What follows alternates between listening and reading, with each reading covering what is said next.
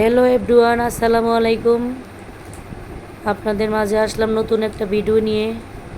শুরুতে কড়াই বসিয়ে দিলাম, দিয়ে দিলাম পেঁয়াজ ব্লেন্ডার করা, দিয়ে দিলাম হাফ চামচ আদা বাটা, হাফ চামচ কাঁচামরিচ বাটা, দিয়ে দিলাম হাফ চামচ হলুদের গুঁড়া, দিয়ে দিলাম লবণ পরিমাণ মতো, অল্প সামান্য মরিচের গুঁড়া, দিয়ে দিলাম পানি, নাড়াচাড়া দিয়ে দিব, ভালো করে কষিয়ে নিব।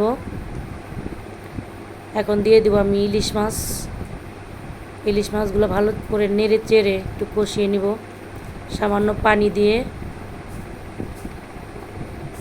ঢেকে দিব, কিছুক্ষণ কষিয়ে নিব 5 মিনিট। এখানে আমি দিয়ে দিলাম আগের সিজনের টমেটো, আমার ফ্রিজে ছিল। এখানে দিয়ে দিলাম আমি কচুরমুখী মাছটা আমি তুলে নিলাম, দিয়ে দিলাম সামান্য পানি, এগুলো সিদ্ধ করা টমেটো ভাপ দিয়ে রাখা আগের। এখন কিছুক্ষণ কষিয়ে নিব। আসলাম 5 মিনিট পর, ভালো করে নেড়ে চেড়ে কষিয়ে নিব, সুন্দর করে কষিয়ে নিব সিদ্ধ হওয়া পর্যন্ত। আরও 5 মিনিট কষিয়ে নিলাম।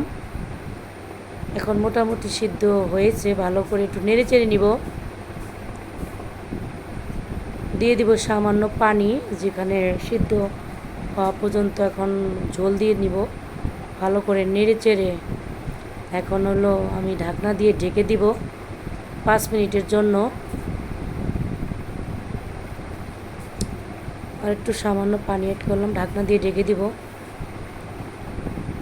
আপনারা যারা ফেসবুক থেকে দেখছেন তারা একটা ফলো দিয়ে দিবেন, যারা ইউটিউব থেকে দেখছেন তারা সাবস্ক্রাইব করে দিবেন। ইউটিউব চ্যানেলের নাম হলো নাজমা রান্নাঘর। মাছটা কষিয়ে রাখা দিয়ে দিলাম, ফিরে আসলাম 10 মিনিট পর। 10 মিনিট আমি জাল দিয়ে নিলাম। আরও 5 মিনিট ঢাকনা দিয়ে ঢেকে দিব।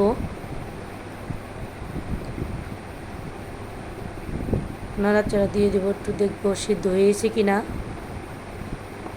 আরও 5 মিনিট ঢেকে দিব। দেখেন আমার তরকারিটা ফাইনাল লুক কেমন হলো কমেন্ট করে জানাবেন। আল্লাহ হাফেজ।